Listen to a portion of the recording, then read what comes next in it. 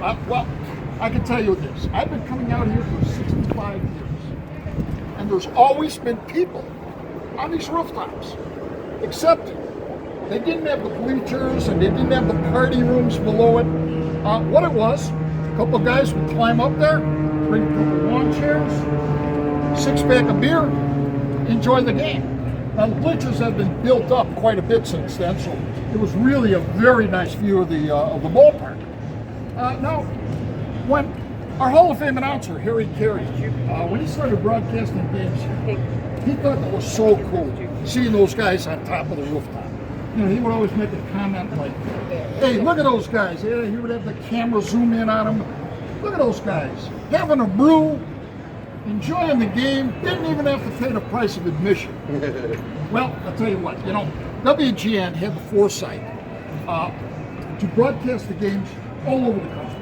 A lot of owners actually didn't broadcast games because they were afraid it was going to hurt their attendance. Little did they know that we have now, kind of like you guys, we have a Cub Nation. I mean, we have fans in Montana and Wyoming, and Toronto. I guess some even in Canada before you guys had a team there. So people would come to town like you guys do now. They'd go and they'd approach these building owners, give them a $5 or $10. They'd let them up top of the roof. Well, it became very popular. Too popular, actually, because all of a sudden you start seeing 40 or 50 people standing on a flat roof, no railings, no seats, not made to have 40 or 50 people. Matter of fact, personal story, that the building I showed you that went crashing through the window over there, I was on top of there before there was a rooftop on it. And what the owner did is he had paint cans forming a square in about the middle of the roof. And he had caution tape connected, right? And he would say, hey, now don't step over there. That's the soft spot. Oh, no. Well, City of Chicago got really nervous. They didn't want anybody going over or crashing through. They put a stop to it. But there was a couple bar owners in this area who saw the popularity of those rooftops, and they capitalized on it. What they did, in most cases, they either bought the building or they purchased the rights to the rooftop of the building. And they leased out the apartment below, made it the party room, and of course brought everything up the code and reinforced the roofs and everything so the city would be off their backs. And started a nice little business going there. As a matter of fact, right now we have 16 buildings with 2,500 seats on them. Now they don't count as the attendance in Wrigley Field. They're not included at all. It's a separate entity altogether.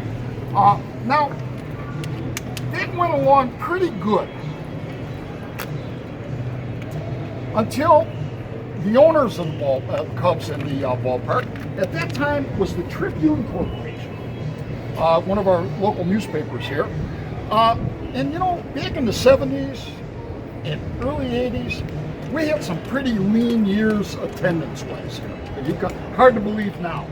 And they could swear that they saw more people on those rooftops than in the ballpark, you know. And they didn't like that. So you know what? They approached the building owners. And by the way, it turned, you know, this is no longer a ma and pa operation getting $5 or $10. They formed like a coalition, rooftop owners, and they had their own attorneys. And now it's about $100 or $150 at a minimum to go up there. It's all inclusive though, so you do get your drinks and food up there as well. But the Cubs attorneys approached their attorneys and they said, well, just like this, they said, hey, rooftop guys, you know, you're kind of like stealing our product. Because, you know, we got to pay those players out there. We got to pay the grounds crew. We got to pay Joe and Tom those huge salaries we get, right? So, you know, how about a little something for the effort, huh? A little something. Well, you know what? These rooftop owners, they knew this was coming, you know. So they had an answer all prepared. They said, wait a minute. We're not here to watch your ball games. We have 81 rooftop parties a year. You just happen to have a ball game going on. Sorry, can't do anything about it. Well, it became a legal thing. you know, they're fighting up and back. The Cubs did have an answer to that because before the season started one year, what they did is they constructed, the Cubs did, a wind screen. You know, those harsh winds in April and May off of Lake Michigan. And we're fan friendly. We want to keep our bleacher fans warm here. And that just happened to be that screen was just high enough so that these rooftops couldn't see over them, and just opaque enough so you couldn't see through it. Well, that got them talking. And they did come to an agreement. And what the agreement was is that the rooftop owners would give the Cubs 17% of the gross revenue of the rooftops. Now, that wasn't chump change, because that amounted to about $3.5–4 million a year. That was just the Cubs end of it. You know, you can imagine what it generated. Well, that went along pretty good for a long time. Everybody's got a little money, everybody's a little happy. In come our new owners, the Ricketts family. Now, the Ricketts, by the way, they made their billions in TV Ameritrade. That was the online trading thing. And the ballpark and the Cubs are actually a family foundation. You know, you had to give the kids a little something to do. You know, so when they came in here, this ballpark was in sad shape, really sad shape. Trust me, you could still see we have chicken wire holding the cement from falling down. I mean, this is all being renovated. We have a lot of duct tape around here. We get a pellet of duct tape in the spring. But our owners committed to staying here in the city instead of building a new stadium out in the suburbs. So they're actually spending $800 million of their own money, try that on for size, to renovate the ballpark. In order to do that, they had to put a few more seats out here in the bleachers.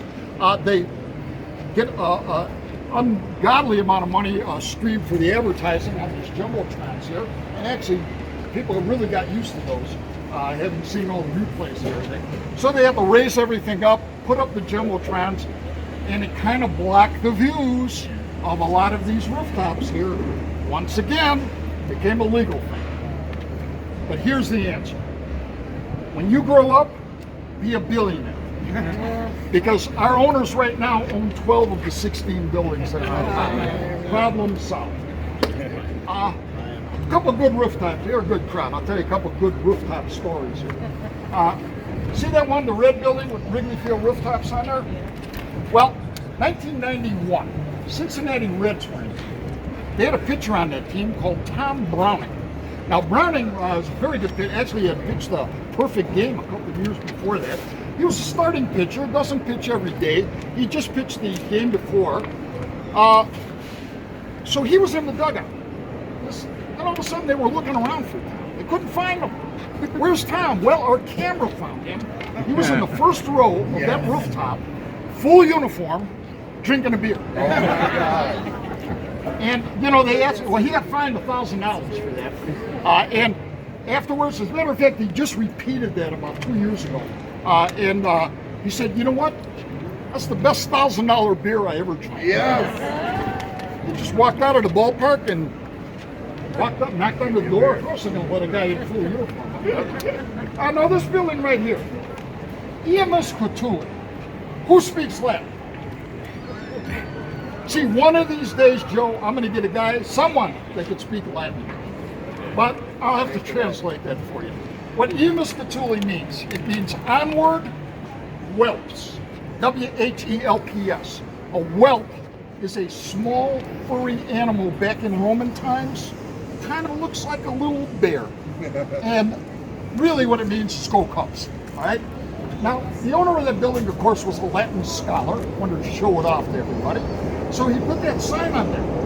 Now, the AC is Year of the Cthulhu, Anno Cthulhu, Year of the Cthulhu. And now the digits there, all zeros this year. Well, if I had you guys here last year, okay, this is what you would see up there. The first two digits would have been 08, because it was 8 years since the Cubs had won their division. The next two digits were 71, because it was 71 years back to 1945 when the Cubs were even in a World Series against Detroit. The last three digits were 108. 108 years since the Cubs had won a World Series. So I would always have my tour groups right out here where you're standing right now. Last year, I would say it's a Cub fan's dream to come out here opening day, come right over here and see all zeros on there. And I guess we did it, huh? Yeah. Now the trick is we have to keep it all zeros. All right, let's go this way.